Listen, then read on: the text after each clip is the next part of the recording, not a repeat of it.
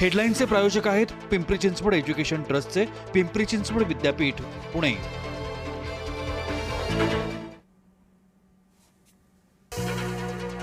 नीट TET नंतर MPSC परीक्षेतही paper फुटीचा आरोप। औषध निरीक्षक परीक्षेत पेपर फुटल्याचा दावा। परीक्षेपूर्वी प्रश्नपत्रिका व्हॉट्सअपवर फिरल्याचा आरोप।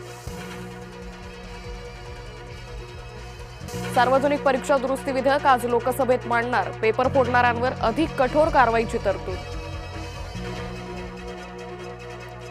संसदेच्या अधिवेशनात आजपासून पुन्हा विरोधक आक्रमक होणार। इंडिया आघाडीच्या बैठकीचं नियोजन। पेपर फुटीचा मुद्दा सभागृहात लावून धरण्याची शक्यता आहे। स्पर्धा परीक्षांमध्ये सुधारणा करण्यासाठी नंदन निलकणींच्या अध्यक्षतेखाली समिती। पंतप्रधान नरेंद्र मोदींकडून घोषणा।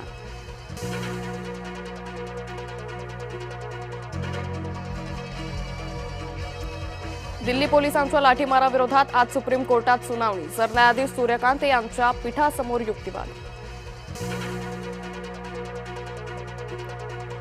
सोनम वांगचुक यांना आज रुग्णालयातून डिस्चार्ज मिळणार। डिस्चार्ज नंतर वांगचुक राजघाटावर जाणार। महात्मा गांधींना अभिवादन करणार। कॉक्रोच जनता पार्टीनंतर आता E20 जनता पार्टीचा उदय। प्युअर पेट्रोलचा पर्याय देण्याची मागणी। नितीन गडकरी टार्गेटवर।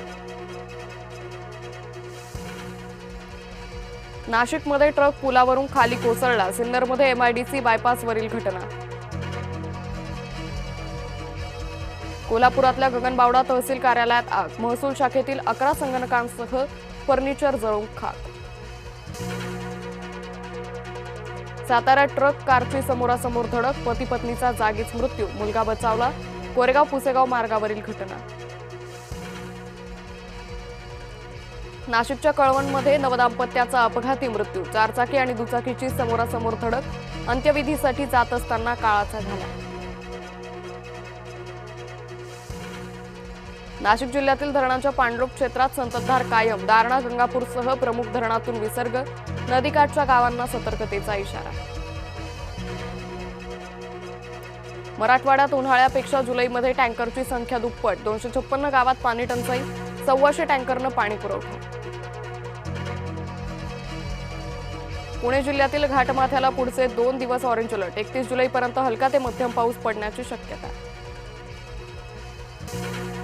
पुण्यात उत्तर भारतीय एका मंचाच्या उपाध्यक्षाचा संशयास्पद मृत्यू। धर्मेंद्र तिवारींच्या मृत्यूची चौकशी करण्याची मागणी। नागपूरच्या हिवरीनगरमध्ये 17 वर्षीय मुलाचा नाल्यात बुडून मृत्यू। पोहायला उतरल्यानंतर अपघात। प्रियांशु गुर्वे असं मृत तरुणाचं नाव। पिंपरी चिंचवडमध्ये भरदिवसा शस्त्र घेऊन दुकान लुटलं। घटना सीसीटीव्हीत चित्रित। व्यावसायिकांमध्ये भीती। पुण्यात भरधाव कारखाली चिरडून भटक्या कुत्र्याचा मृत्यू। तळजाई परिसरातील घटना। अपघातानंतर चालक घटनास्थळावरून पसार। कॉमनवेल्थ गेम्समध्ये भारताला पहिलं गोल्ड मेडल। मीराबाई चानू वेटलिफ्टिंगमध्ये सलग 3ऱ्यांदा सुवर्ण पदक।